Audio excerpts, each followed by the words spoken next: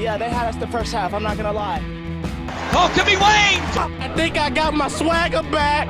Oh! I love it, baby!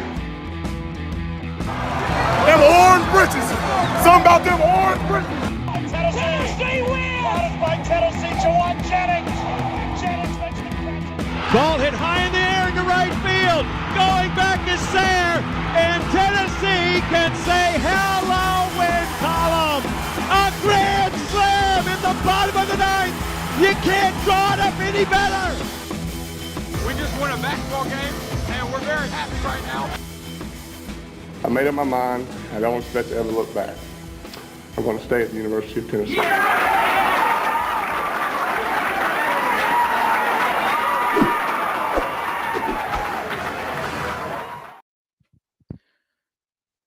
Reddit did to do, and welcome into More Important Issues. It is Thursday, February 17th. I think I'm going to have to change that intro up. I have the winning the basketball game right now. I have the court storming from the Florida game in 06, I think. Okay. I think I'm going to have to change that to the stand storming that the basketball team did on Tuesday night.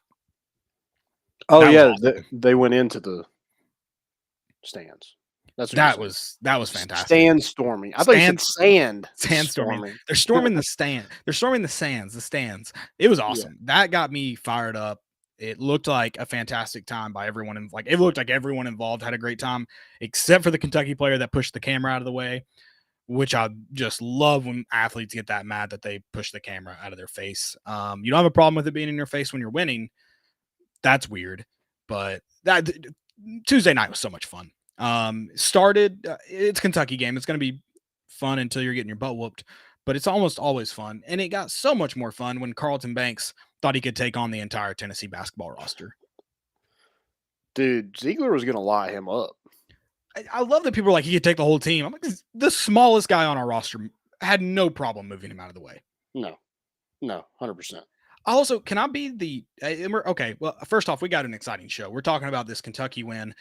Tennessee continues on their quest in the SEC with Arkansas on Saturday. We'll of course talk about that, and then we've got VFL volunteer assistant, the Volunteers volunteer assistant coach Richard Jackson that's going to hop on with us later. Talk a little fall baseball because it is officially baseball week. Tennessee takes on Georgia Southern Friday night in Lindsey Nelson. Oh, sorry. Tomorrow. It starts tomorrow. Yeah. That is Friday. It's Thursday. We do Thursday shows. I'm still on Wednesday shows. Tomorrow night. So we've got a great show. I cannot wait to talk to Richard Jackson, guy who played at Tennessee and now coaching under Tony Vitello. Can't wait to talk baseball with him. But can I be the devil's advocate about the whole? I don't even remember his name now, but Carlton. We'll call him for now because let's be honest, he kind of looks like Carlton. Yeah, he's short. Harris something. Maybe I don't know. Don't dox him, Landon. Something. Apparently, that's doxing now.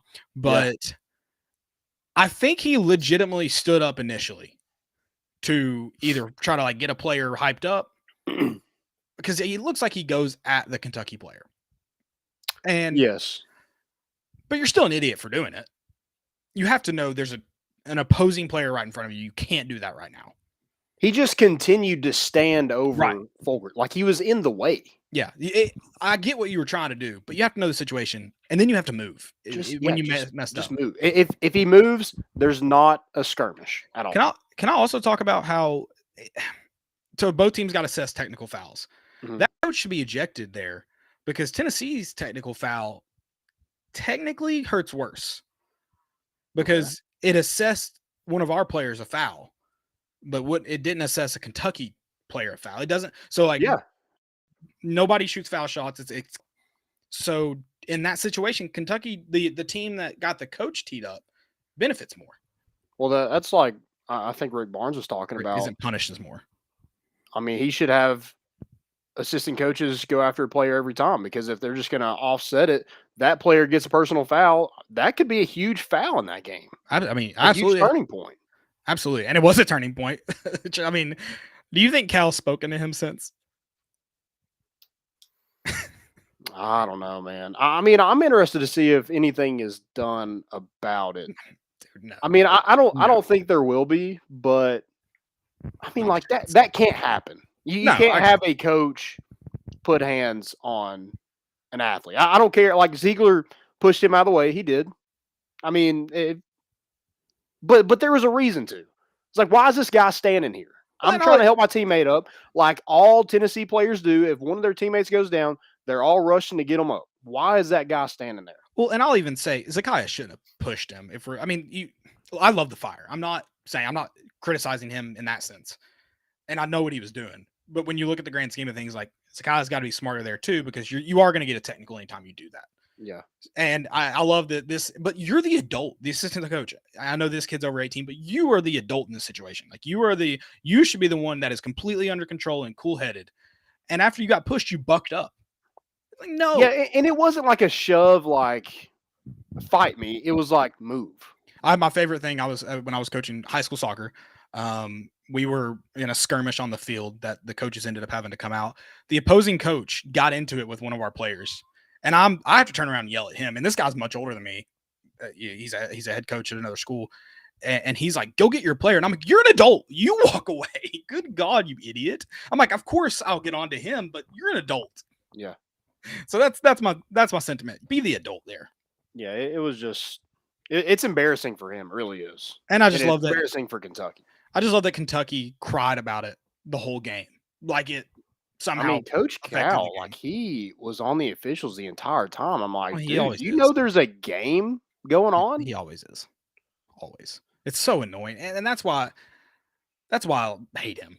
There's probably more reasons, but that's the gist of it. Yeah. Man, but what a game for Tennessee. And I mean, I said it. It seemed like that was the turning point. I think Tennessee had either just tied it up or was still down at that point, 17-16 maybe, at the point of the skirmish. I'd be pretty pissed if I was the players. Yeah. Like you got them fired up. And Tennessee, not that they started off super slow. They were in the game. It was back and forth. But Tennessee, after that point, rocketed out to a lead. Yeah, it was 17-1 run at one point. And not for lack of Tennessee playing well. They were moving the ball well. They were shooting well. You had Can we all just appreciate that you're just holding a microphone this entire we'll probably go for 2 hours tonight, for just being honest. I hope you plan for that, Richard. You're on. You're gonna have to. You got to switch arms during it. You don't want to get one arm too big.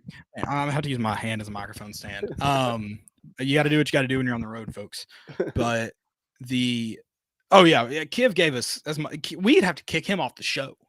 We'd be like, all right, thanks for coming, and he would add something. I love it. I mean, I wish could still have him on, but I plan for a 2-hour show tonight, so I'm working the arms out. There you go. I love it. Yeah, get that. You got your Apple Watch on? I do. It's gonna have to count my steps when I move up and down. I hope. I haven't done it today. But no, Tennessee. I don't know what's happened to the front court, but they're playing much better. And I know it's still kind of by committee, but they're playing much better as a whole. Yeah, I think defensively, Tennessee just dominated. I mean, Kentucky scored 63 points, and I know they want to come and be like, oh, we beat y'all by 28. You only beat us by 13.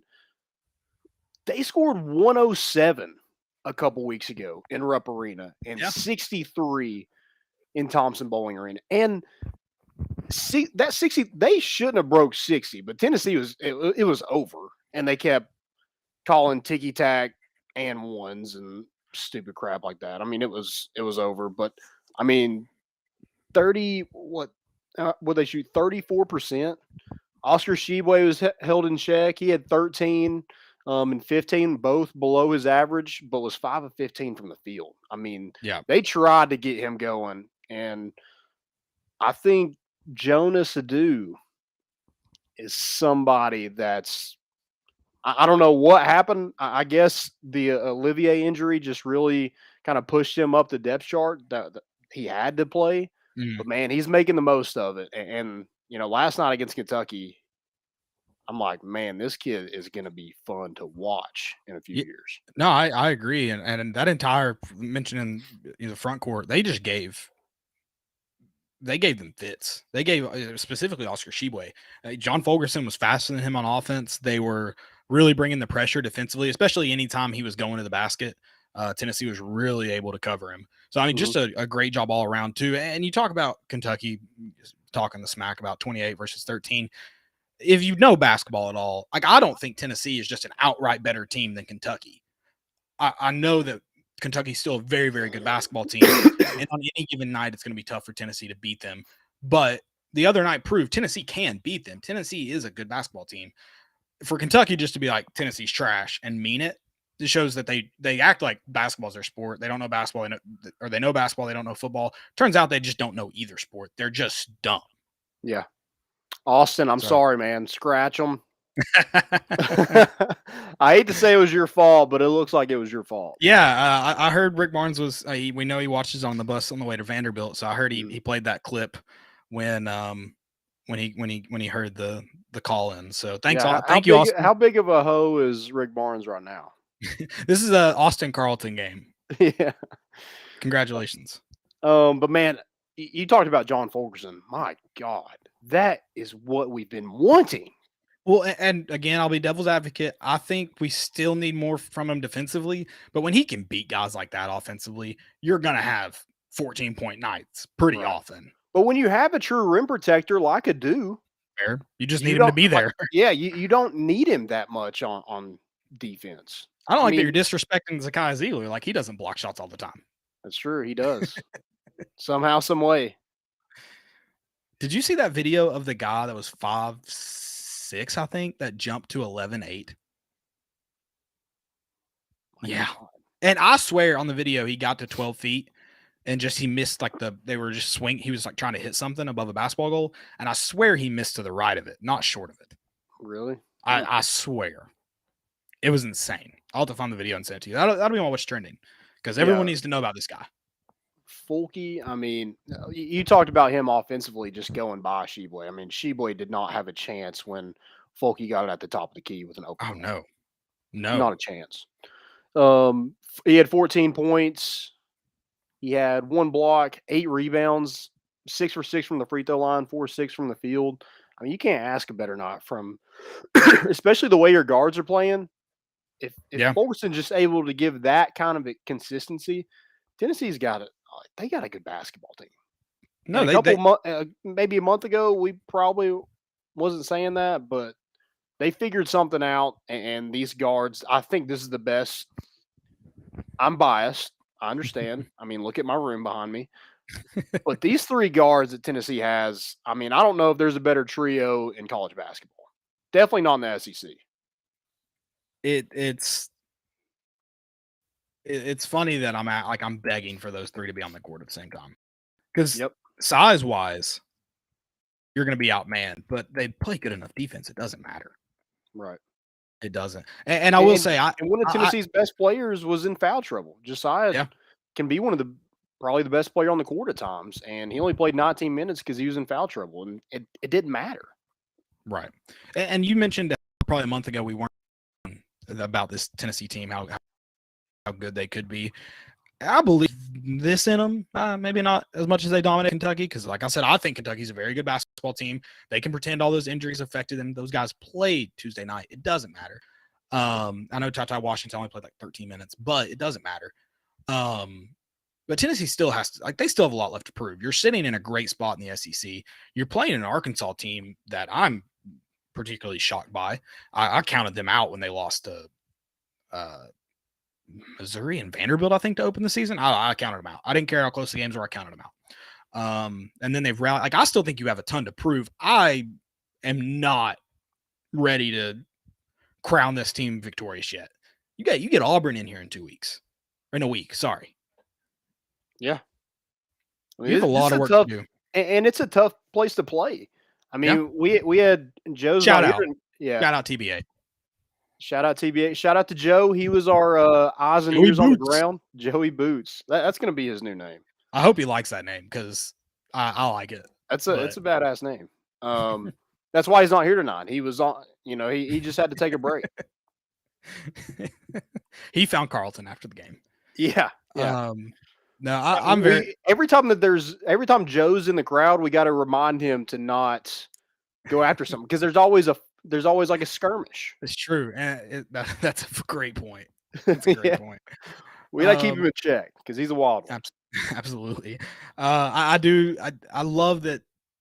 I wish we could have seen more from Jonas. I love this because you mentioned maybe in a year. I would have loved to see if he got this kind of playing time, the player he'd be in March. Because that's another thing about this Tennessee team. You need to win in March.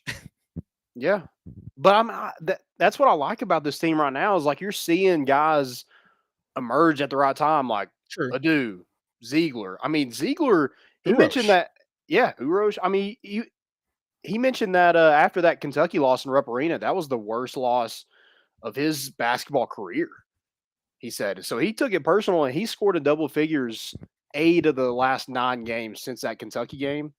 Also, he had 0 steals in that game in Rupp Arena. He's averaging around 2.5 since then. I love it. I love that guy. I'm still looking for a number 5 jersey. If anybody wants to sell me one, I will pay top dollar. Okay. Top dollar. You can milk me for a lot of money. I think I can get you one from overseas if you like. Dude, you think you can? It won't be here before the season's over. Probably not. You're probably true. That's probably true. Which I mean, I guess I should just buy it anyways. Yeah, see what happens. But I mean, he's gonna be here, so true. I can't believe I couldn't even customize one. That was pretty disappointing. Hey, Spire's on it, man. Give me a jersey. I want to talk about Josiah Jordan James. You mentioned foul trouble. Only played 19 minutes. Still added to the stats. He still had eight points, 2 rebounds and assists. Like he still got his due. Even not playing a lot of the game. Yeah. And I don't think Kenny Chandler gets enough credit, but I do think this team runs through Kennedy Chandler. The offense does anyway. Maybe the team runs through Santi, but I think offensively, when the ball's in Kenny Chandler's hands, he's going to carry this team. I think defensively, this team's got it. But if he's having an off night offensively, I think the whole team does. I agree. And I think that goes to one of the things I kind of marked. And this is a second half Kentucky win on like a 7-0, 7-1 run. And Tennessee just gets in they can't shake. They still have, and they become fewer. They still have these offensive possessions that are real stagnant, not a lot of movement, and they settle for a shot. There was one that there was no movement. Folke pops out on the wing and they kick it to him on the wing with 8 seconds left in the shot clock. You know, right then and there, you're not. And I think that was the one Ziegler shot one and just chucked it up there. He was almost to the out of bounds line on the wing, and it hit the backboard. I think didn't hit rim, and you just know you're not getting a shot when a forward like Fulkerson gets the ball out there. And they still have some of those possessions, and it's when Kennedy's seems stagnant.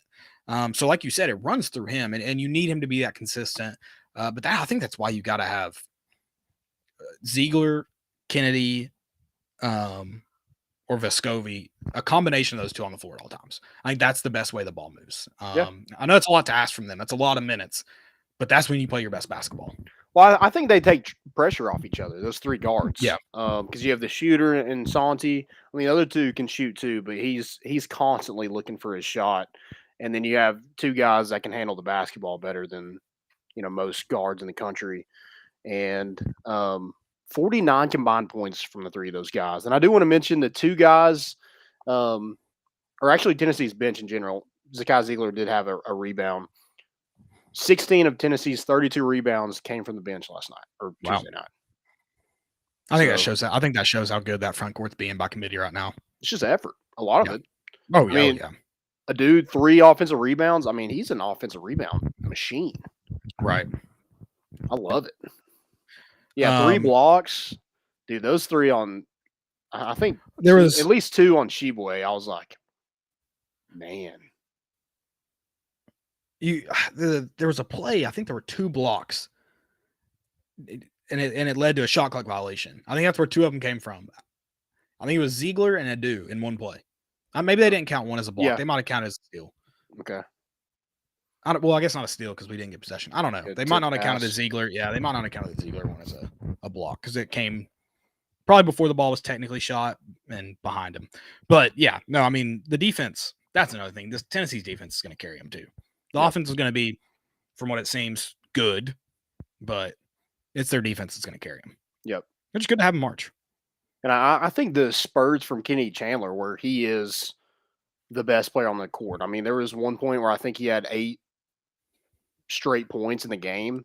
He had 15 in the first half. I mean, that's what separated the two teams, was that run that he had. And then Tennessee just built on it. And when they're up, they don't have the defense, or they have the defense to maintain that lead. Yeah, no, I agree, and I'm very excited for this team. I think they still have a lot to build off of, and I know we want to flip the page to Arkansas. Before we get Richard Jackson on, I know that's what y'all came for. We're getting him on here around 8:30. So stick with us. We're getting there, but we do want to talk Arkansas first. I mentioned this Tennessee team has put themselves in a great position going into a pretty tough stretch of schedule here. But you're in third place. I guess tied for second right now with Kentucky. See how that kind of all lays out. And you get to play the number 1 team in the SEC along with the number 4 team twice, which we'll see where they fall by the second time you play them. But you got a lot to prove rolling over from Tuesday into Saturday, welcoming a top 25 team in Arkansas. TBA, like you said, it has proven itself this year. I've hated on it the last few years. This year, it has been insane. Yep. I think I know a lot of people, and maybe the administration will eventually do this, is probably limit that seating a little bit. But man, when you're able to get big teams in there, like at Kentucky, like in Arizona, and pack that thing in, there's not a better venue in college basketball. Well, I just love how big the student section was for Kentucky, because it's not big. I hope you get that for Arkansas. You should on a Saturday. And then also, can we talk about that 9:00 on a Tuesday is that game? Hey, it's criminal, but that place isn't like that at 6 p.m. I promise you that. That's probably true. So I like it a little bit. I'll be honest. But can we not get a Saturday? I mean, like, fair. We played Alabama on a Saturday on the road. We played Kentucky on the road on a Saturday. Like, I mean, I know we're getting Auburn. Thank you. And we get Arkansas. This will be Arkansas, but Kentucky, Tennessee, it's got to be on a Saturday. Come on. I agree. I feel like it's always a Tuesday, Saturday thing. Yeah. Because we played them Saturday at home before. We trying to remember last time we got them at night at home on a Saturday, though. So who's your MVP Tuesday night? Let me ask you that before we really get into Arkansas. Oh, man. Don't make me choose one. You got to choose one. Also, I was shocked to see Santi had 18 points. I mean, I know he had some free throws at the end, but it just seemed like a quiet 18, which very is quiet. Nuts. No, very quiet. I agree. I think for the reason you talked about how you move the offense, I think, and I mean, he is your top 2 leading scorer is Kenny Chandler. I think everything seemed to kind of run through him. He played great on the defensive end too. I know it was coupled with the other guard play from Vescovi and Ziegler too, who would be my other options for MVP. I think for that, the way he truly made that offense tick. It's Kennedy Chandler for me. Yeah, I'm going KC too. Just hit all of his free throws, 5 rebounds, 6 assists, 17 points. That run he had in the first half was pretty much the difference in the game. So yeah, I'm gonna go KC also. I like it. Flip the page to Arkansas. We celebrated the Kentucky win. We will move past it. It's behind. It's in the mirror. We'll bring it up later on. It'll come back up. Don't worry about it. I mean, I want to. We always play them 3 times, so we're going to see them in the SEC tournament again. So I was about to say, someone said we split the series. I was like, guys, we probably see that team again. Let's be honest. Let's not call it split yet. I want to get the dub on the series. So yeah, I want to play them again. Love nothing more. Arkansas, pretty good basketball team. Really tough place to play. Their arena is a tough place. And then, Auburn went in there a couple weeks ago and they just lost to a better team in Arkansas that night. JD Note had 28 points. You have Jalen Williams, who is averaging a double-double close to a double-double on the season. I mean, they just got a really good basketball team, really good defensive team. They got a good coach in Musselman. I think this is that top 4 SEC. Like you're playing off all 3 of these teams. Yeah, late in this is the where you year. want to be too, though. You Yeah. want to be. This is where you want to be in that situation. Yeah, and But I think I it's mentioned it. those 4 teams and everybody else. Right. Maybe throw Alabama in there, like at 5th, but they're 5th. But those 4 teams, I feel like, have really separated themselves from the rest. Yeah, and this Arkansas team. I mentioned how I'm impressed. I legitimately wrote. I said I had them in that mix, like just below that top 4 that we talked about at the beginning of the season, and that's been shaken up too. But I was like, they're at the bottom. They're not in that next group with at the time. I think it was Tennessee, LSU. I don't remember who all had in that mix, but a couple teams outside that top 4. And the climb they've had since dropping those 2, like I said, ugly games to it was Missouri and Vanderbilt. They've been playing great basketball, and they've rattled off a ton of wins, a ton of SEC wins, tight games. They've blown some teams out. I mean, they've kind of left nothing since A&M January 8th. They've left nothing to doubt. Yeah, I think they're a really good basketball team. Lost a close one to Alabama on the road. But yeah, beat Auburn in overtime, beat Missouri by 19 a couple nights ago, and they can score like they scored 99 against Georgia. They beat Mississippi State 63-55, so they can win ugly games too. They're a lot like Tennessee in that regard. But their team runs through JD Notae. I think he's got a tough task with the guards Tennessee has, that defense. You got a true rim protector and Adu, it looks like. So I think it's going to be a challenge for him. I don't think he's getting 28. I hope not. He really should, and it's a challenge for JD Notae. It's also a challenge for those 3 guards and Josiah Jordan James too, that you can't let him have 28. If he gets his 28, he's scored 30 a couple times this season. You're gonna have a tough time beating this team because it's not just JD Notae. Right. They've got plenty of pieces around him to supplement it. So it's a tall task for both sides. I hope it's a slugfest like it should be with the guards. That's fun basketball when you watch 2 teams with a good set of guards just going at each other. Yep. So it should make for a fun game on Saturday. I think both. I don't think I think it's a tough task for JD Notae because when you look at the landscape of guards, Tennessee probably has the better group.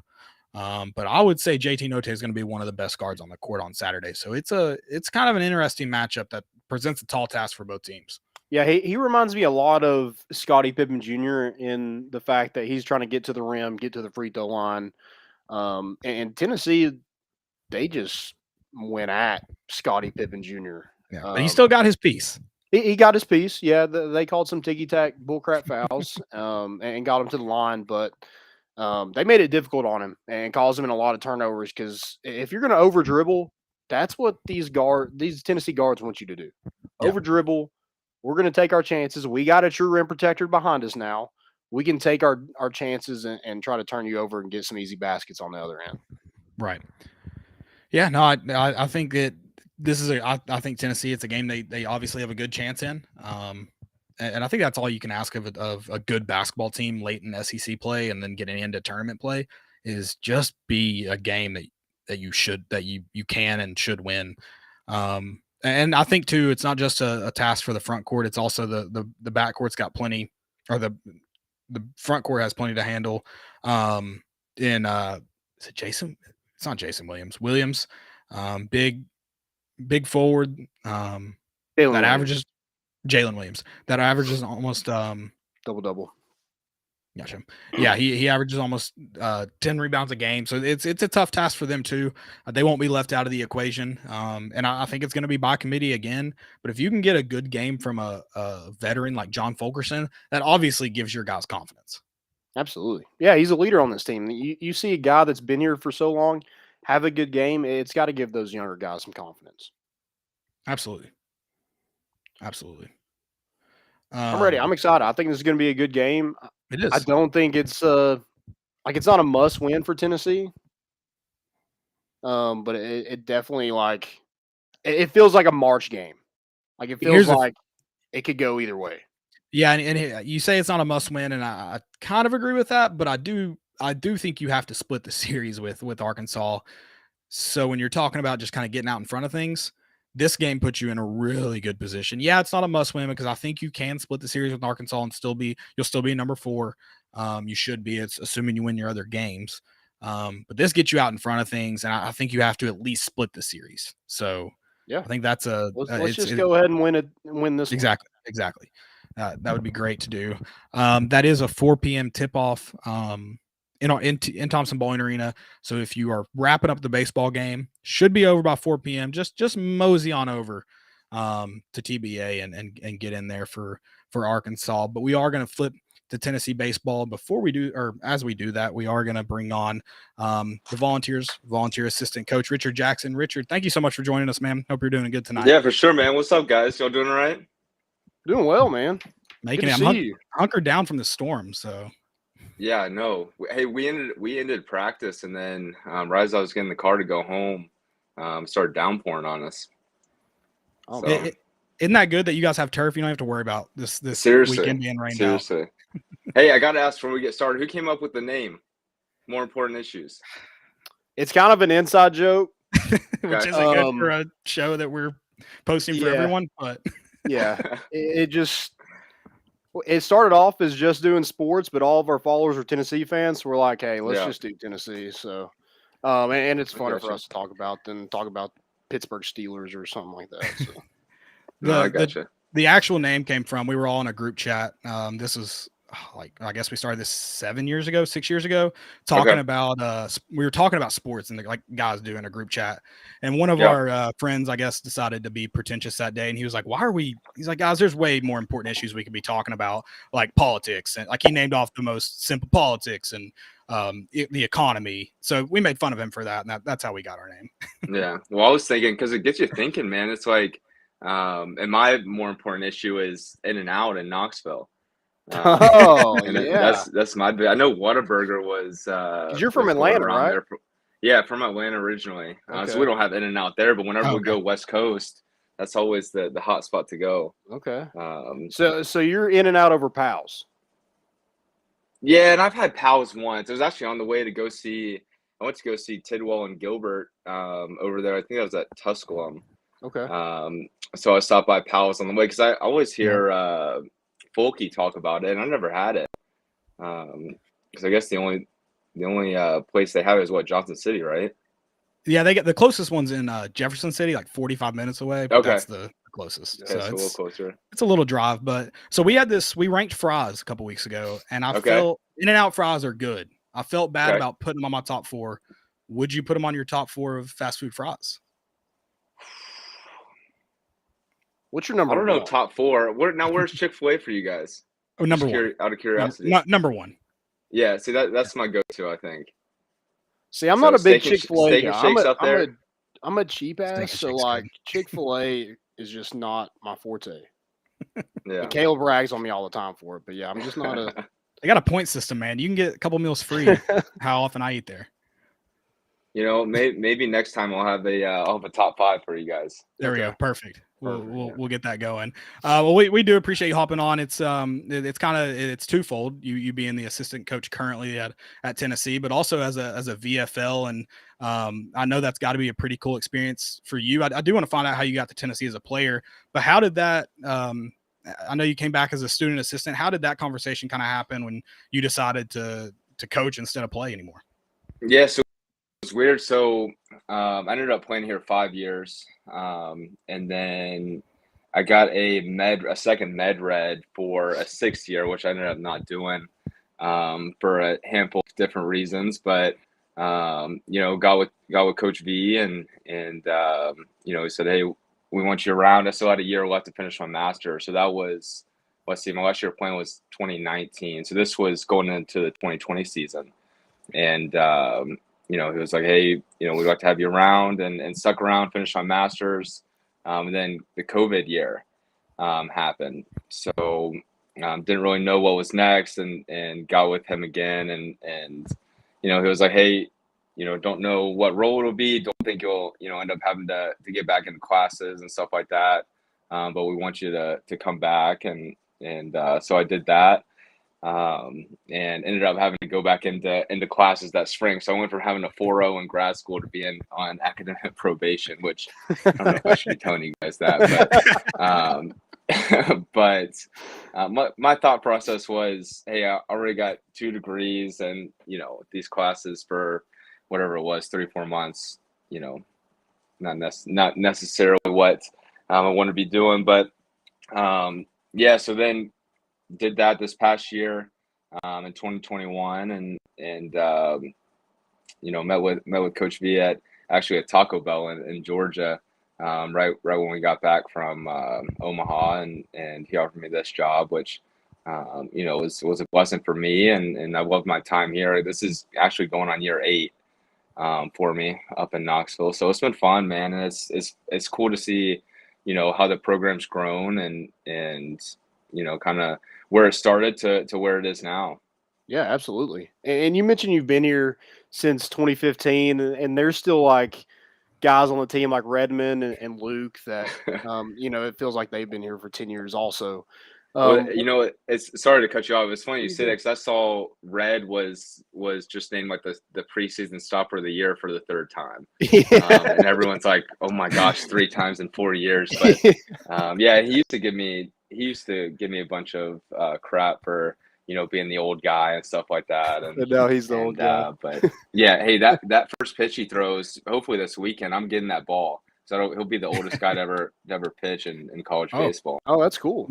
Wow. So, all right. Well, I don't know that for a fact. That's what okay. That's where you're going. Nice. Okay, all right. It's got to be close.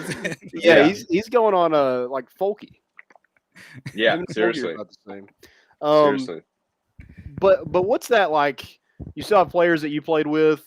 Have they gotten used to calling you coach, or how's that transition been? Yeah, and I mean, some do. Like the younger guys do. That's not something that, I require. I'm 26 years old. It's, these kids they're not too much different in age from me. But, the other thing too is my big deal is, I like to have the personal relationship with them and stuff like that. And sometimes you find guys who, just because they call you coach or something like that, they don't open up as much and stuff like that. But yeah, it was weird and all the freshmen do, because they come in and they're nervous and stuff, and it's coach this, coach that. But it was weird, definitely getting into it, the different Coach Jackson, all that stuff. Yeah, but it's been fun, man.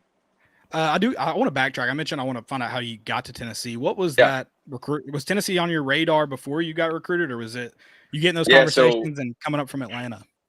Yeah, so my dad actually went to Farragut. Okay. He's from Knoxville originally. My grandparents, they lived here up until about 3 years ago.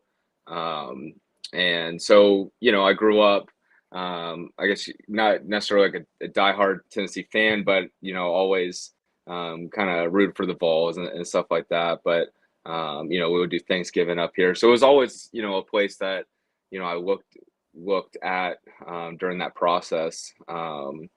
But, I guess through it all, there was a handful of different schools, but ultimately, I wanted to play in the SEC and I wanted to play here. So when Coach Toronto gave me that opportunity, I wasn't going to pass it down. So, yeah, absolutely. And were there any other teams on your radar, or was it kind of just as soon as you got that offer, it was over? Yeah, I mean, to be honest with you, I wanted to go to Wake Forest. Okay. Out of the gate, and then I probably would have been, I don't know, close or somewhat close to wanting to go there, but after talking to Coach Bergeron was the guy who recruited me, and Coach Toronto, and it was something I wanted to do. And Georgia Southern looked at too, playing them this weekend, and that's a great program that they've had over the years, and Coach Hennon does a good job with them. I mean, last year when we played them, I thought, they were a regional team, if not, make it further than that, because they were really, really good. Yeah. Opening weekend last year. So going back to that 2019 season, you kind of changed your delivery. You and Frank Anderson did that. Yeah.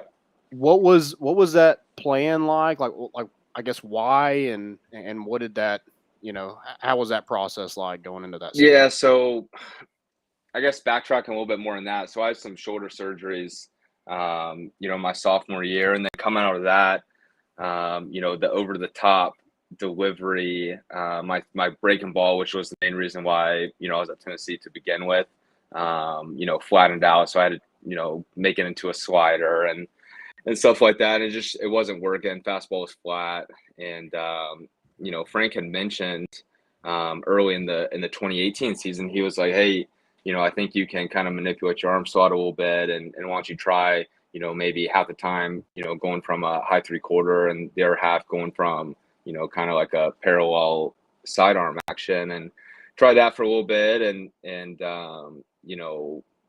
never really got too comfortable with it, doing both. And then we're playing A&M, and they had this guy who threw from the side. I'm forgetting the guy's name. But after the series, I was throwing a bullpen, and he was basically like, "Hey, if you want to pitch here, you're going to need to do this. You're going to need to kind of go, 100% into it." And so I did that for the remainder of that season, and I think there was like a month left in the year, and then that whole summer going into the 2019 season, did that, and I owe a lot to Frank, for kind of helping me through that, and he was always with me, and kind of letting me figure out what that right slot was going to be. And once I got comfortable with it, it kind of, took off from there. So when you're throwing BP, are you still from the side? I throw bad BP. Now, my BP is very, very firm. So a lot of times when, they're doing, like at the end of practice, when we're doing get them over stuff or 2-strike approach, I'll get up there. But yeah, it's firm BP. I haven't quite, mastered the 45-foot throw yet. But I can crank that thing back to, right at the start of the mound, and be somewhat efficient with it. Gotcha. So I like it. all I need is a catcher. Hey, I tell you what, with all the BP throwers and stuff, I don't know how they do it where you're basically just throwing to the backstop. Because my whole, ever since, I was younger, you on a spot on the catchers where you're starting each pitch and stuff like that. So you put a catcher in there, I'll be all right. Gotcha. Sounds like BP throwing is harder than pitching. So that's how Evan Russell became a catcher.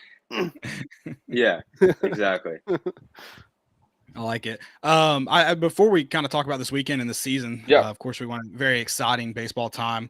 You have a unique experience, obviously, being here. You mentioned Serrano recruited you. You were here before Tony Vitello arrived. Obviously, coming into this season, there's going to be expectation changes out in the public, and with you guys getting to Omaha last year, have you felt that expectation shift in approach, just maybe on your own, or there in the locker room when daily, weekly, and for the season, or has it kind of been you guys have always had this expectation and you're kind of see it come to fruition?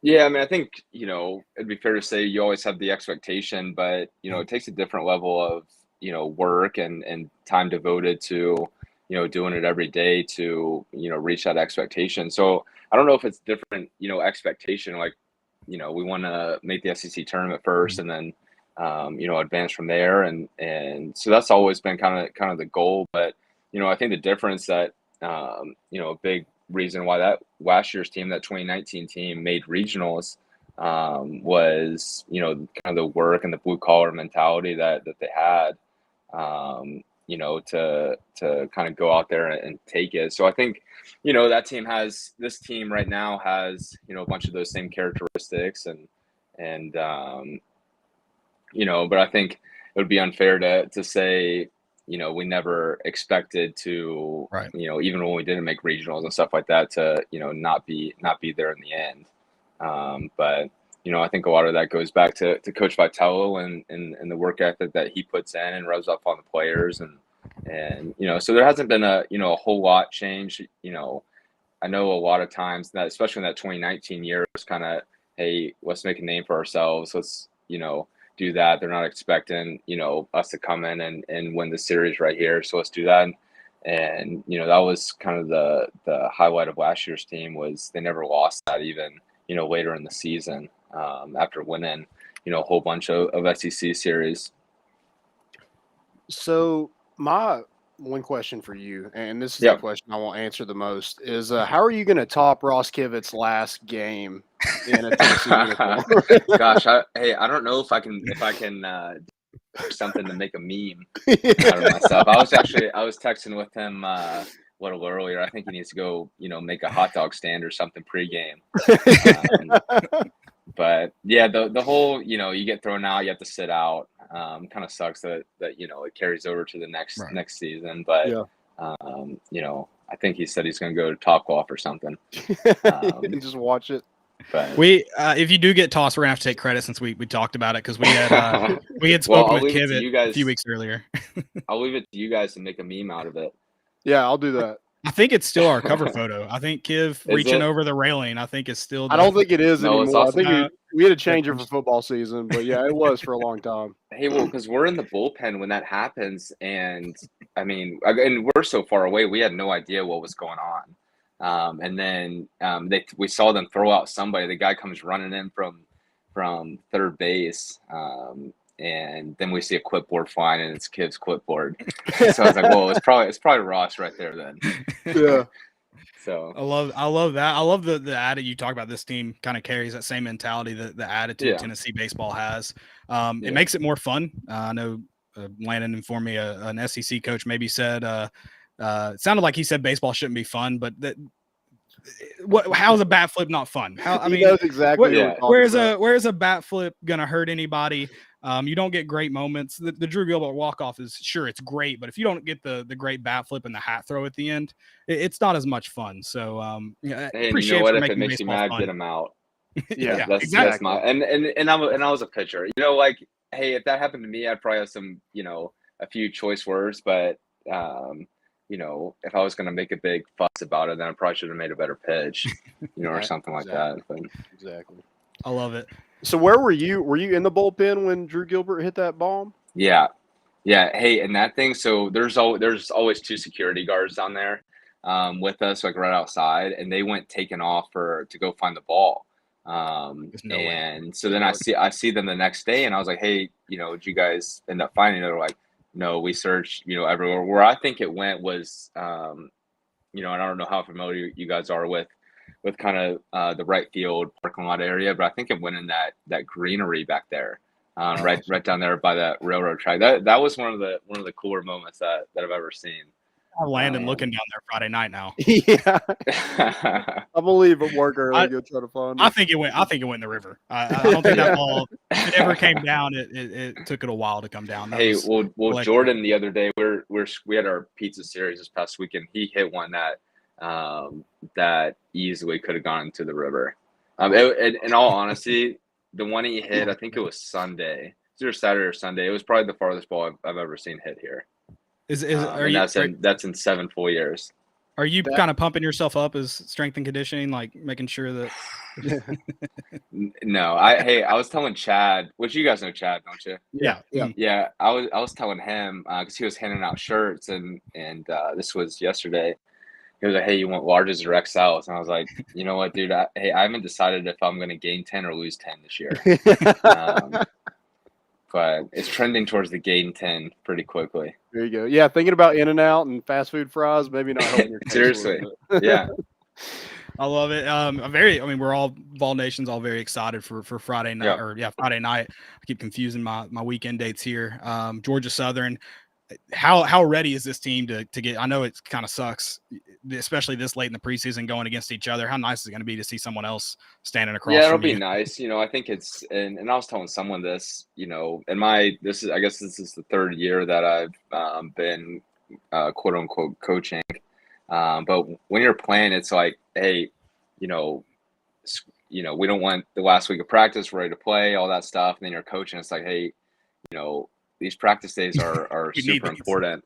So it'll be exciting for them. And it's always fun opening day and stuff like that. But, on the coaching side, it makes you a little nervous because opening day is all about, who controls their emotions better and stuff like that. So, it'll be interesting. It'll be fun. And especially, they're a real good program, who gave us, some issues last year but no, it'll be fun. It'll be fun to, at least going through like scouting reports and stuff like that to take on that challenge and do all that. So Who's more excited for this series? Is it Chase Dollander or is it Drew Gilbert? Dollar's pretty excited, and I don't know when he will throw this weekend, but he's pretty amped up, but he's good about controlling his emotions, and so whenever it's his time to pitch, he'll do a good job, and he's a total pro, when it comes to game time and when he's going to pitch and all that. But yeah, it was crazy because last year, I mean, we showed up on Saturday, and you don't know much about freshman guys opening weekend and stuff like that, and I mean, he shoved. It was really, really impressive, and he's come here and he's been twice as good as I remembered him last year. That's awesome to hear. Yeah, y'all have a lot of newcomers in that pitching for you guys. Chase Burns, Dollander. Who's some more names maybe Tennessee fans should look out for, and what do they bring? Yeah, I mean, I know we haven't announced Saturday, Sunday starters. Hollis Fanning is a guy who has had a real good fall. There's not going to be anything flashy. It's not going to be much more than the 90, 91, but he gets outs and he throws strikes, and the defense has fun playing behind him. He may whip out the knuckleball for you guys. Okay. But it's actually pretty good. Everyone comes in and every pitcher says, "Oh, check out this knuckleball." But he's got a pretty good one. Drew Beams, a freshman from the Nashville area. He was a big time quarterback down there. He was banged up a little this fall with the high school injury he had, but he's throwing real well right now. Seth Halverson, he transferred in from Missouri. When we get him back, he will be, a guy who will pitch a lot for us. Fitzy, another Nashville guy, left-handed arm. I mean, he's going to run it up low mid-90s. There's a lot of guys. It's a good staff to be a part of, and there's a bunch of different dynamics to it. Whether it's strike throwers, velo guys. Ben Joyce is another guy. Speaking of velo guys, but no, it'll be fun, and there's a lot of options. There's a lot of different ways that Coach V can use the staff as the year progresses and stuff like that. Will Mabry, going back through thinking of some guys. He's a guy who's made a big jump since last year. Developed a little cutter. So he's a guy who will definitely throw quite a bit for us, hopefully. And then obviously, I think I saw you guys tweeted out Ethan Smith. Shout out to Bill over in compliance. That was a big time job out of him.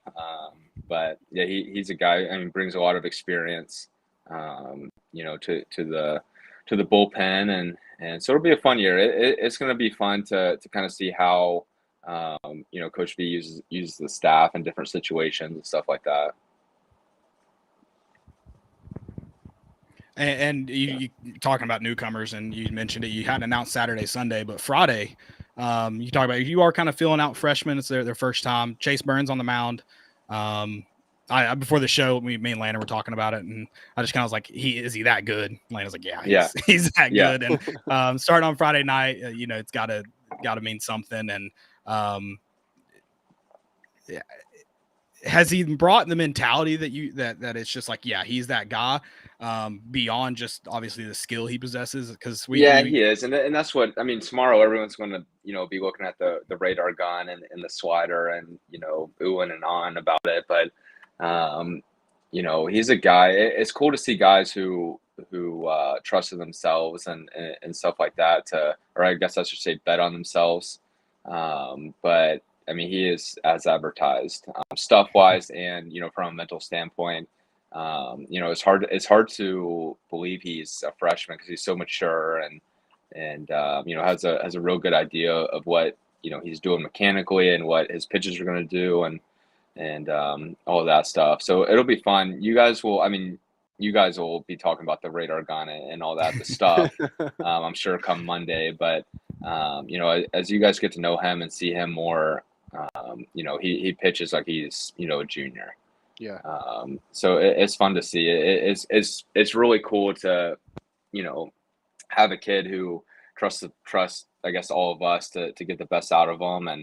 And he came in this summer and he wasn't out of shape by any means, but he's really gone in the weight room and gotten stronger and stuff like that. So he's a good one, and he'll have a great career here. Hopefully it'll be a great Friday night for him, with his first college outing, and he'll have a crazy long career at the end of it. Yeah, absolutely. Yeah, it was really cool to see when we kind of tweeted that out today that he was going to start a team in Nashville that, I guess one of Beach's rivals, Overton. They tweeted out, "Can't say that I'm sad that we don't face him this year," but I mean that just kind of talks about how good this kid really is. I'm so glad that Tony put that out in the media this morning, because I woke up and I was like, "God, how am I going to spend this that we don't know if he's going to throw Friday night?" Like, hey, am I just going to say we'll wake up and kind of see what the thought process is? But he's as advertised, and he'll do a good job, and he's not going to get sped up by the moment or anything like that.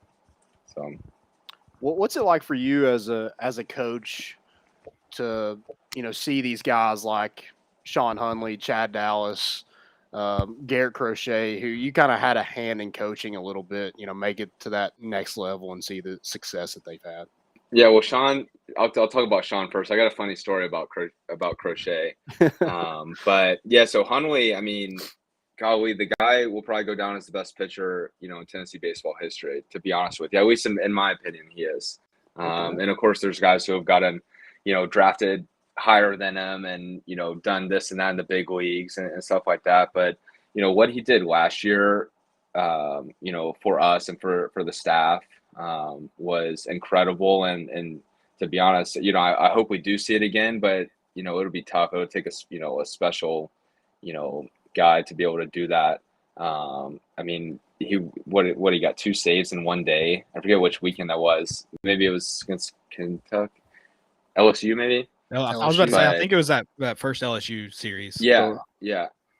So we did stuff like that. Then we go to South Carolina and in the 9th inning, and I don't know if anyone else noticed this, but there's a guy on second base, and we're either up, 1 or I think we're up 1 at this point, and he's basically throwing all fastballs, all glove side fastballs, and strikes out the side.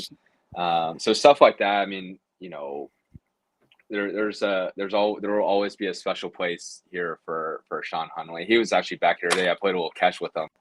And of course, I mean, my arm is hanging, and he's like, "Hey, we play a little catch with me. I promise you, it won't be long." And then he's going, fence to fence. I was like, "Golly, man, I'm 10 hopping it back to him." Yeah. But yeah, and a guy like that, I mean, there's not a whole lot that you do to a guy who's that, I guess baseball mature, if you want to say, but it's fun to play with them, and then have maybe a little role with them once I got done playing with them. But a guy like Crochet, so when Croce came in, and everyone knows, hey, 84 miles an hour, we have it, on a couple of TVs, and everyone tweets about that and all that stuff, that hey, here's this kid who's throwing 101 in the big leagues, never played a minor league game, and he was throwing 84 as a freshman. And they're like, "Oh, there's no way that's true. It's a recruiting spiel." I kid you not. So I throw my first bullpen with the new staff with Crochet. We're double barreling in the bullpen, and I was always a guy, like, self-evaluation was big for me, which it's not anymore. Guys don't know how to self-evaluate themselves and see where they stand and stuff like that. But I'm looking over and watching him, and I was like, "Hey, I'm better than him."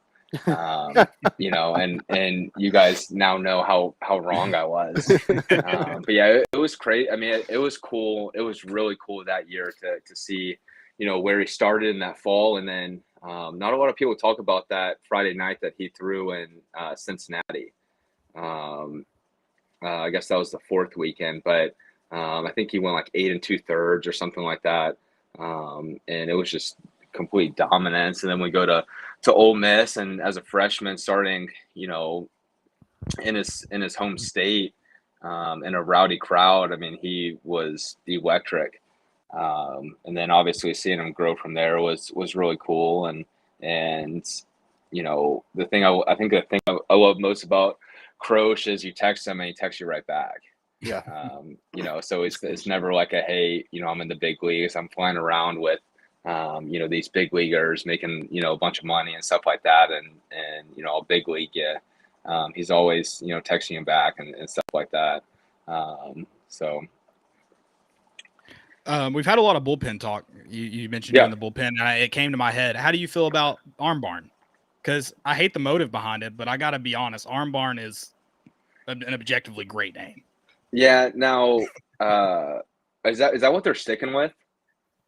No, I don't think it ever changed. Okay. I think PETA just called for that, and it kind of just died off, like most things. PETA. Yeah, no, because I remember, I forget when that was, but it was a huge joke. Like, hey, we're going out to the Arm Barn and stuff like that. But I think they're there's got to be a better name for it than that.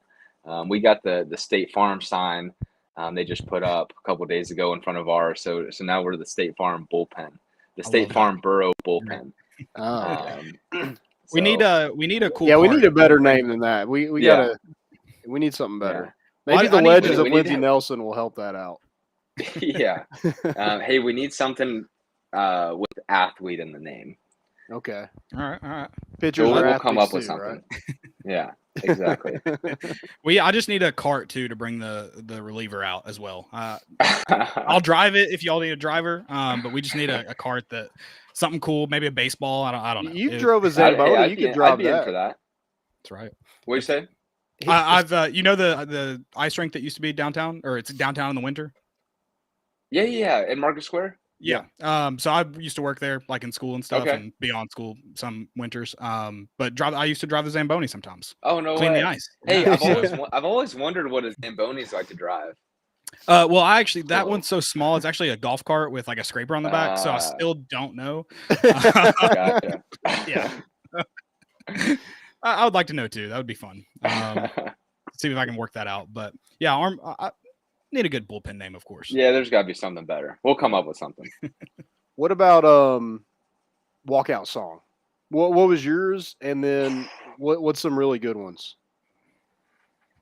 Well, also there's not a better run in your life than that run from the bullpen to the mound. Yeah, and you'll say I was lying. I'm not a huge music guy.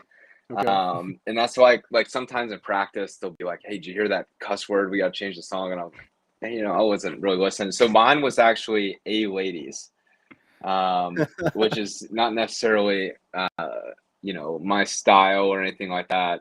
But it pumped me up. I think I want someone to do Shots when it goes to that when it starts saying Shots. But there's been some good ones. Magic in the Hamptons was a good one.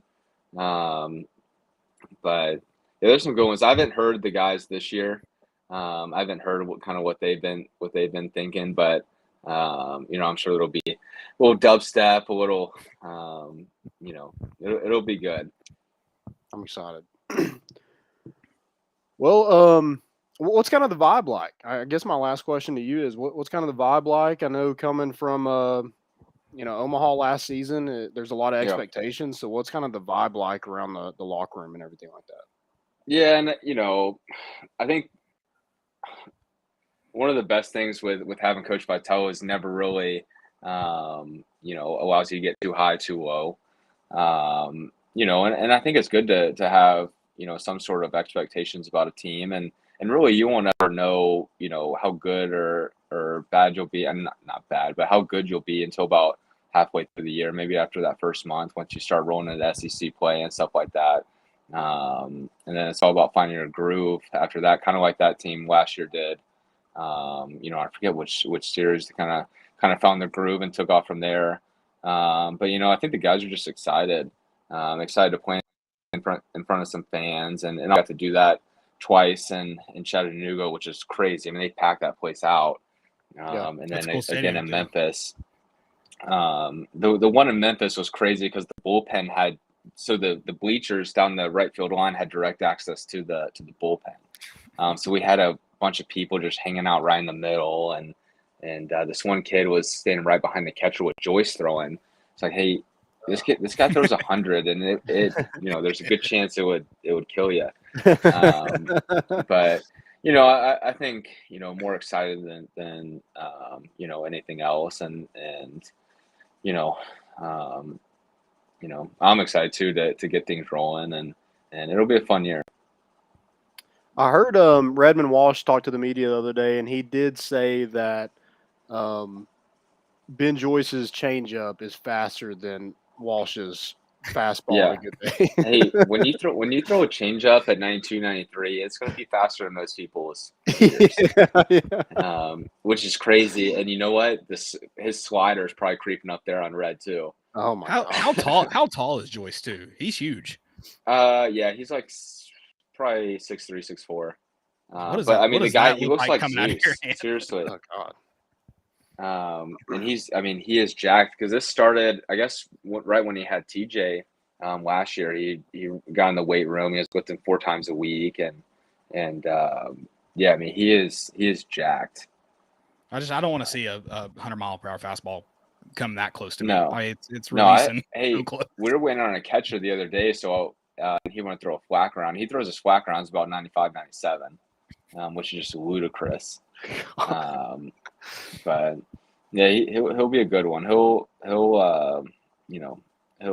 hopefully have a long career playing this game. Well, man, we're super excited. We really appreciate you coming on.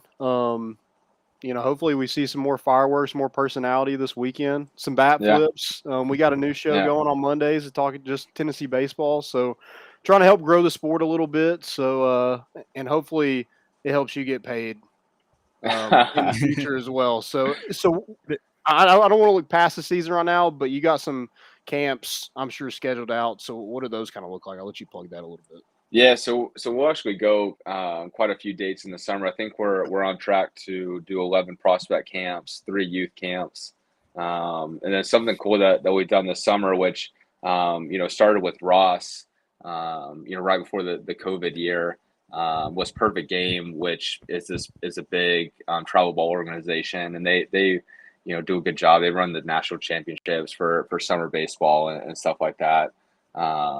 And so they'll run a couple events up here. Net Elite is another guy, Wes Jones, with them. They'll run a couple up here, and so it'll be a fun summer. And it's crazy how much camps provide an advantage in recruiting.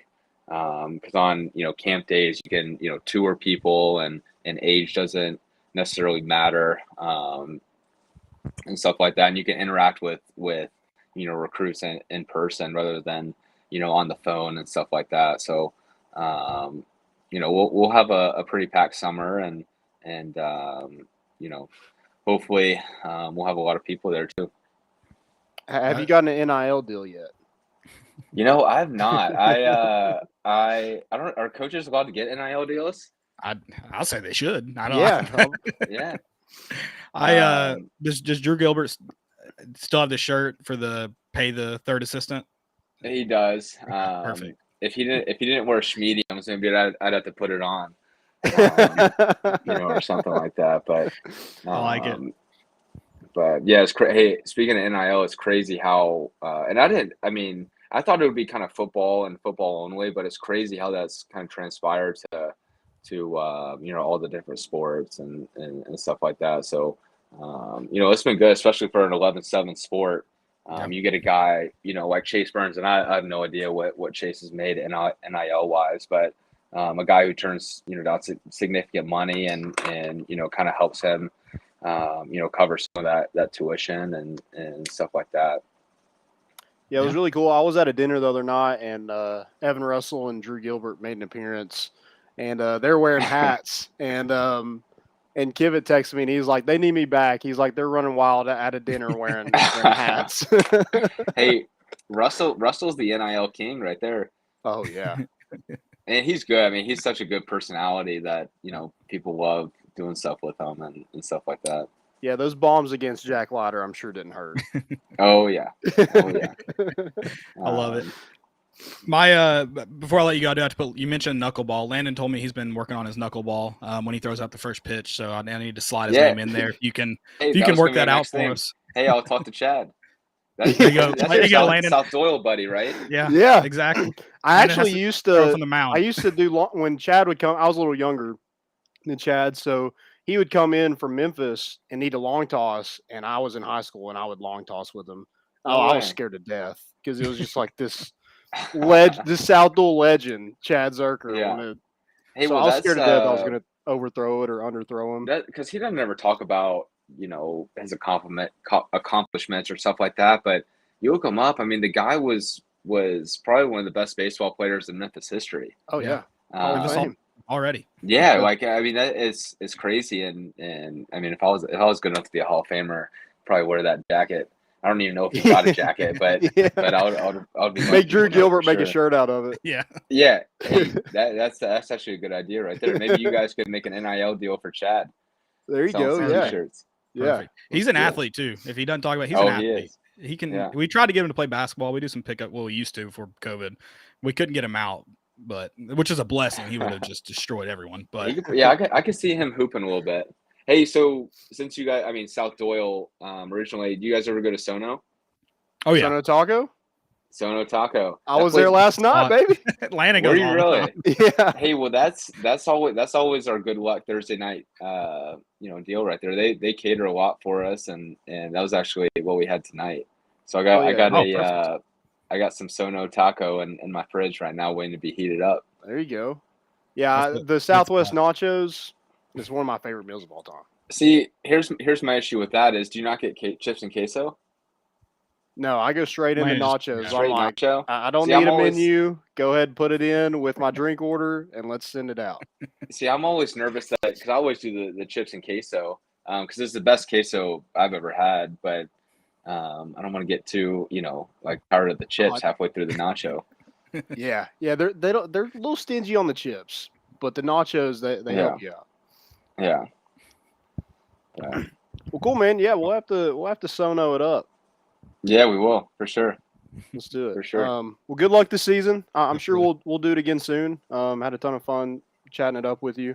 But good luck. I'll be there this weekend. I'm pumped. Saturday's already a sellout. Yeah, that's crazy. Oh yeah.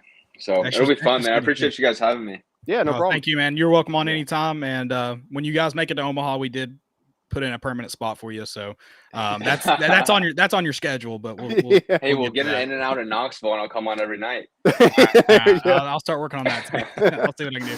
Thanks, Richard. We appreciate it. Appreciate it. Yeah, I got you. I appreciate you guys. I was VFL and volunteer assistant coach. I feel like that flows. I don't want him to be a volunteer assistant coach, but to be the volunteer assistant coach of the Volunteers, that's kind of cool. It's pretty BA. I'd rather him be paid, but that's a supplement of it, I guess. Yeah. But we appreciate him hopping on, and I mean, I hate to say he's better than Kiv. I hate to say it. I hate to say it. I hate it. Listen, Kiv, if you were still in Orange, I don't know, maybe, but yeah, you did to yourself.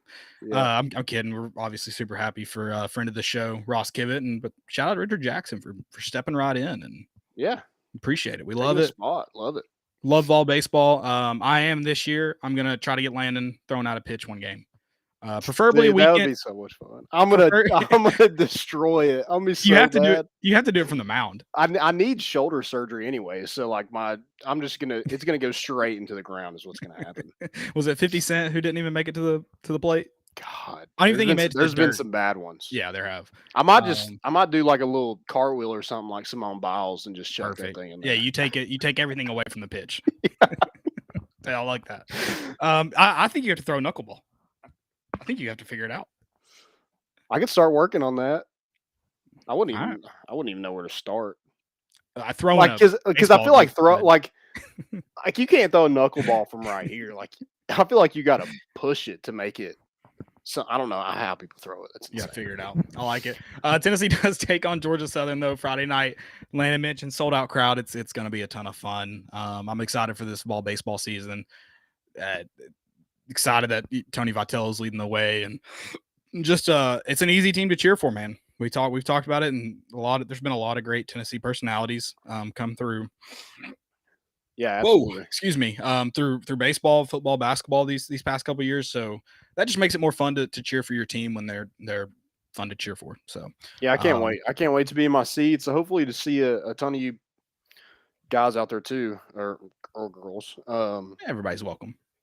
Yeah, golf. see a ton of people there that you know, and shoot the crap a little bit. I'll be in the MVP seat, so I can go eat. Oh, high roller! Landon's getting himself thrown out the first pitch. Yeah, I mean, I'm gonna be right there for it. anyway. I just gotta I'm right there at the dugout. I can just kind of whisper in their ear like, "Hey, it's my time. Bring him in. Bring him in." I love that.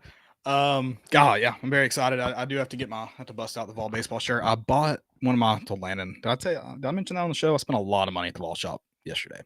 I think I got a baseball shirt. They reeled you in, dude. I really just their marketing does a great job because they reel people in. I got the new Kings of the Diamond shirt. Oh, that's a badass shirt. That is a badass. I love it. It's on cream. I need a cream jersey, bad, or an orange. I mean, orange or cream. Out. Dang it! I meant to put. Hey, easy on that mic, man. I'm sorry. I meant to put Jackson on the hot seat and just ask, are we getting black jerseys this year? I meant to do it. I don't know. He was scared to tell us that Chase Burns was starting. I don't know if he could give out that info. Exactly. It might have to be a off the record. We can't do it on the show. We just gotta maybe do a Zoom meeting. There you go. I like that. I'll say this. I haven't been a fan of the old black jerseys that Tennessee had, which I know is a hot take, and I'm wearing the hat, but I just feel like they could be so much better. Now the black pinstripes, they're good. Yeah, I like the I just like the interlocking UT. So like anything that has that on there, like those orange ones that had it on there. Yeah, I just feel like they could look better. That's all I'm saying. I don't know. I don't remember seeing much black on there. They showed out their gear. I mean, when they handed it out. I don't even remember seeing a black hat. They're definitely not gonna release that until SEC play anyway. So okay, all right, I like it. All right, see what happens. We'll see what happens. What are they? But wouldn't the basketball team like have some?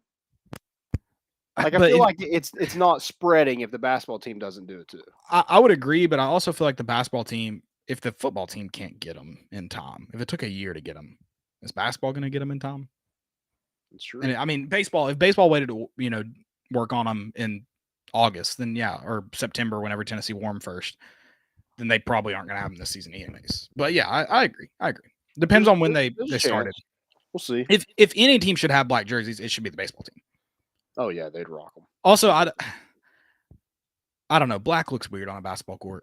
I didn't like the gray basketball jerseys in Tennessee. They look good. I liked them. On TV, it'd be great in person to see them in baseball, but on TV they look green. Really? Do they? Like Vanderbilt's black jerseys look green. They got that gold. They have a green jersey too. They have that. They have that gold pinstripe though. That's why it looks green. Yeah. I know what you're saying. Yeah, I'm not a. Anything Vandy does is terrible. But orange and black, it just goes. I mean, look at this chair right here, dude. It just goes together. It looks good. I don't have mine. Like I said, I'm away from my house. You got the hat on. There's my helmet in the background. Yeah, it looks good. It pops. I'm not an Arsenal fan anymore. Should I just tear this down on the show? You're not? No, I mean, I don't know. I still watch them. It pisses me off. I don't want to be. I don't want to be. And I feel like I have a right to give up that team. I can't give up Tennessee. It's just not possible. It is born in me. But I picked Arsenal like an idiot. I picked them. Tennessee. I don't know anything about soccer, but Harry Kane's the GOAT. Why Harry Kane? How did you settle on Harry Kane? He won me a huge bet. Oh, okay. That's the only reason. Speaking of that, college baseball is on DraftKings. Nice. I didn't see if Tennessee was on there. I didn't look to see. But they have money line and. I mean that just shows you how much that sport's growing. Yeah, there's been a lot of great baseball accounts pop up. It's definitely growing. More people are interested. If I think ESPN announced, I think Jordan Rogers said 2,200 games this spring will be broadcast on ESPN. Yeah, it's gonna be Now, dope. I don't know what he means though. Does that mean I wonder if how it's they like did it to last year? watch ESPN. Right. I don't know how that's. Yeah, Or will more games be available on cable channels? I'm not sure because I Yeah, feel like they like- probably had close to that number last year on the ESPN app. I watched a lot of random baseball games last year. Yeah, I feel like ESPN Plus, like that, it should be more popular to have. So I feel like that's a big Yeah. option to. I don't know if it's going to be on ESPN Plus. I'm sure some of them will, but There were I a feel like lot that's of games. Huge. There were a lot of games on the ESPN app, ESPN Plus, last year, and Okay. so they like. I think when Tennessee went to Charlotte, they didn't have announcers, but they had like you could watch the game. So I don't know if that's what they mean or if they're going to actually broadcast 2,200 games. Yeah. When Tennessee plays in Houston, it says it's on Astros.com. Like, is that? Can I watch it for free on Astros.com, or do I have to? I don't want to pay any money to the Astros. No, absolutely not. Ever cheaters, all of them. Yeah, Scum, trash can bangers, scum of the earth. Yeah. I don't really. I've just like I've strayed away far from. I just had such a good time. I feel like we should just wrap the show up. We will talk though. Do we have any questions? I know we kind of talked opening day with Richard Jackson there. So do we have any questions? We did. And I did want to mention. He kind of mentioned that Ethan Smith did get his waiver and will be eligible at Tennessee. So the Vanderbilt transfer that I think it's 8-0 in his college career. Just kind of got. I don't know what happened last season, but was a big contributor for them for his first 2 seasons on campus and pitched sparingly last season. But kind of been with the program for a while and finally got that, waiver taken care of right before the season. So, I mean, it shows you where Tennessee's at because, Caden Mays, Urosh, those, went well into the season before you're able to get both of those guys. So good for compliance getting that done. And then, he mentioned Chase Burns. I think you mentioned it too. Chase Burns will start Friday night for the Vols. So the hard throwing freshman. Yeah. Yep. Exciting times on Rocky Top. You mentioned, I don't remember the name that he mentioned, but shout out to compliance office. Yeah. Shout out. Sure. You want to get into some what's trending? Yeah, well, let's try to get this thing going real quick. I mentioned that 5'6" guy. I guess it's not trending. I thought a lot of people saw it, but whatever.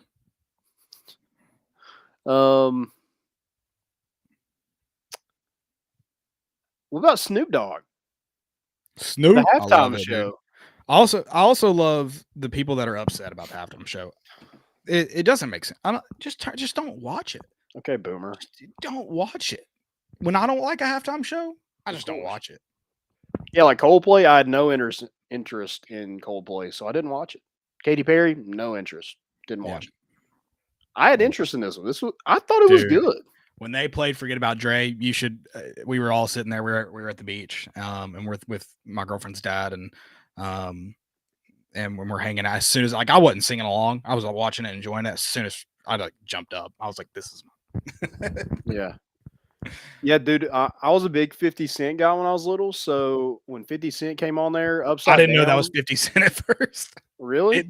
Because I was like, well, he's just gotten so much bigger than the last time I've seen him. He's a bigger feller. He's always been kind of big, but he's gotten a little chunk. I saw the headband and I was like, that's 50 Cent. That's gotta be. And I was like, I don't know if it's 50 Cent. Well, I love that he was upside down because in that video, he's upside down. That's why they kind of put everything together. So yeah, when he came on, I was like, because they didn't really even announce him being like, you heard about Kendrick and Dre and Snoop and Eminem and Mary J. Blige, but you did not hear about. That's why we were confused too. We were like, we didn't know 50 Cent was going to. So he wasn't on any of the graphics. So was he part of that? I know some of them guys got in trouble for doing different stuff, which is stupid anyway. But was he not supposed to perform? Hey, Roger Goodell's not happy. And I just loved I don't know. I would rather see a mixture of artists that do something cool like that than one single artist perform Yeah, like the Personally. weekend running through a freaking maze like an idiot. That was my favorite halftime performance ever. That was awesome. That was just the weirdest thing. Also, but that's what the Super Bowl's for. It should be weird. So, like, Also- it was your favorite because it was funny and weird, Yeah. not because it was a good performance. This one's been my favorite so far, which was funny. Someone mentioned, tweeted, I think they said, if you're wondering why the halftime show is so good right now, it's because you're old. Remember when we used to make fun of our parents for being excited about the halftime show? It's like, this is for you. It's always for the older crowd. You are old now. And I was like, dang. That's true. That's very true. Yeah, no, it was a great halftime show. Roger Goodell, however you feel about the kneeling, that's an incredibly stupid thing to do when you're probably still tied up in lawsuits about blackballing Colin Kaepernick. So you're an idiot. You're an idiot. Man. I mean, you're an idiot. He's so stupid.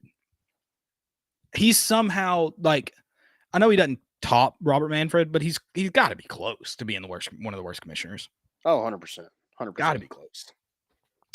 No, that was a great halftime show. I did really enjoy that. Oh, Super Bowl was fun. Yeah, but him smoking before, that's legendary. I'm shocked he didn't smoke out there. I mean, that's true. I did see Wiz Khalifa live in concert light up a blunt in the mini dome at ETSU. I've heard some great stories about Snoop Dogg's concert in Knoxville. Oh, I bet that was crazy. Yeah. I heard some great stories. I wasn't there, but yeah, no, that was a fun one. Did you see Oklahoma State's baseball jerseys, their release? Yeah, dude, pretty they're sick. sexy. Sick. They're sexy. That's kind of all I got for. I believe that's it for me too. Did you see? I forgot about this. Did you see this? It's Kirby Connell. I forgot. I meant to. I can't believe he got an NIL deal. Yeah, well, he's in the Olympics. When's he going to be back from Beijing? Is he going to relieve anybody this weekend? That's why Richard Jackson couldn't mention his name. He didn't know when he was going to be back. Fair. That's a good point. No, that's a great picture of Kirby Conley curling for the U.S. Olympic team. I'm a big curling fan. I haven't watched any of it this year. Actually, I watched some Sunday night after the Super Bowl. But other than that, I haven't cared. Did you see the USFL? Are they coming back? They released like their uniforms. Are they playing this spring? I don't know. I mean, it's not great football. I might watch it. But Speaking of random football, why in the hell is The Rock yelling into the mic before the Super Bowl? And how did he not yell, if you smell like dude, I don't know. I was very upset. I'm like, what? You gonna yell to the mic and not yell that? The only thing that anybody wants you to yell anyway? I was also like, can he not do this while they're trying to kick off? The teams were on the field. Yeah. I didn't like it. I wasn't a fan. But the Pittsburgh Maulers, I don't know if you can see this. Can you see it? Nah, not well. Not well. But it looks like an NCAA created team from my angle. It does. And Blue Mountain State is what it looks like to me. Love Blue Mountain State. Can you see it better now? Are they the Goats? They're the Maulers. No. The Blue Mountain State. Yeah. The Goats. I need a Blue Mountain State jersey. They sell those in China? Oh yeah, for sure. Perfect. Do we have any stupidities besides Roger Goodell and Cal? Cal getting it like, I just don't understand getting attacked that early in a game ever. Ever. I do have this, and this might be a hot take to you, but this lady, she's verified, so she's obviously, famous. But she said, it's your skincare fave. I don't know. She sounds like somebody on a just seen on TV commercial. That's what it sounds like to me. But it says, what's a reasonable home temperature in the winter? My boyfriend and I cannot agree on this, and it's an ongoing fight. I say 80 to 82 is perfect. He says 75 to 77 max. 80 to 82? Yeah. Bitch, What's she cooking in that living room? I'm like, dude. Yeah, I mean, you're in a freaking sauna. First off, I don't agree with either of them. No, I mean, this was a little better, but still 77's hot. She has to have like a wood burning stove, right? I mean, I guess. I'm like, good. where does she live? I don't know. Does it say? Because I mean, she has to live in the north. Because I gotta imagine in the north, King of the North. maybe 88, maybe 80 to 82 is comfortable because you're freezing your ass off all day. But here, it was 60 degrees today. It was 70 in Knoxville today. Maybe 70. Yeah, I don't know. Whatever. Oh, you're in Knoxville. I'm currently in Knoxville. That's right. Yeah. What the heck, man? That's ridiculous. So I had to go to Alabama, not God's country, today for work for a meeting, and they closed schools today for weather, and I was like, it's 60 degrees. It's not going to snow, but they're like, tornadoes and stuff. Yeah, I was about to say, I think they had tornado warnings in Alabama. Yeah, I was like, I saw look up Cole Kubiak. Kubiak. I don't know how to say it. Kubiak. His picture on Twitter, it's them all hunkered down wearing helmets. And it's just funny. I did see that. His wife is wearing it looks like his helmet with it looks like his game worn gloves on there. I was like, dang, dude, you don't like her or something? Yeah, maybe not. Hope everyone's safe though. I'm sorry to. Yeah, legitimately. But dude, I was so some bad confused. weather They're in like, Knoxville, too. school's closing today, and I was like, why? But yeah, it made sense after I left. But I was so confused. Yeah, I don't think I have any other stupidities. Do you? I don't either. I'm sure we'll have some this weekend. There'll be some hot takes with college baseball going around, so I can't wait to see those. Absolutely. I mean, Dave Van Horn is another. Like, I'm just saying, like, he's a dweeb. You can have fun. I mean, like, what kid wants to go to a place where the coach says that? Yeah, and I know Arkansas is a really good program, and you know, he's a winning coach, one of the best coaches in college baseball. But like, no, that's why they want to go there. If he can say that because of who he is, right? Nick Saban can say that. Other coaches can't because it's just not true. Yeah, gotta have some personality, man. Come to UT. We have fun. Exactly. And you can come on this show if you go to UT. You're welcome anytime. If you go to Arkansas, nope. Cut off. Loved it. Loved having guests on. Those are good nights. We will be back Sunday. Be talking some Vol basketball, Vol baseball, of course. Someone asked when the Lady Vols are playing. They got beat tonight. I didn't know if she meant softball because they played this week, didn't they? Yeah, they won on a walk-off. Yeah. And then they run Notre Dame.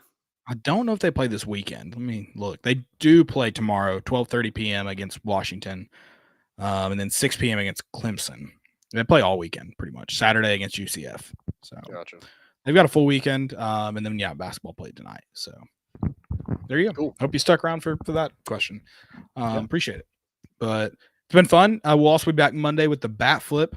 Landon and Dylan that is a Vol baseball show, as you can tell by the title. So that'll be all Vol baseball. Of course, we'll talk it, but that one goes a little bit more in depth. Get more time dedicated to it, get the whole show dedicated to it. With Landon and Dylan, who are they know better than me, so it's good to take me off that. So that's good. You get to hear that. But definitely come back Sunday, come back Monday.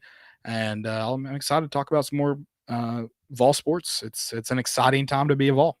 Yeah, I hope to get the brooms out this weekend. That'd be fun. Absolutely. Man, 4:30, be there, be square. Saturday sold out, baby. And limited seating for Friday and Sunday. So I hope that place is rocking. I'm sure it will be. Legends Lindsey Nelson will be there. So they were already apparently talking trash today. Yeah, apparently they're going around campus just talking crap to random people. We don't need this is what we don't need. I told Richard it's nice to get past the scrimmage time. You've been going after your own people enough. Yeah, it's time to turn it on the enemy here. So. Yeah, I'm super excited for it, guys. We'll have all the coverage. We'll have some. I don't know if I don't think I'll go inning by inning because I also want to enjoy the game. But I might go give an update every 3, maybe every time we hit a home run. like just tweet out a little bit. I'll be tweeting. You'll be busy out if you're doing every home run. So yeah, but in some of those games where we scored like 20 runs last season, I was doing the whole thing. I was like, I can't do this all the time. But yeah, it's gonna be fun, man. I can't wait, guys. That's all we got. We're bringing the boat in, and we out.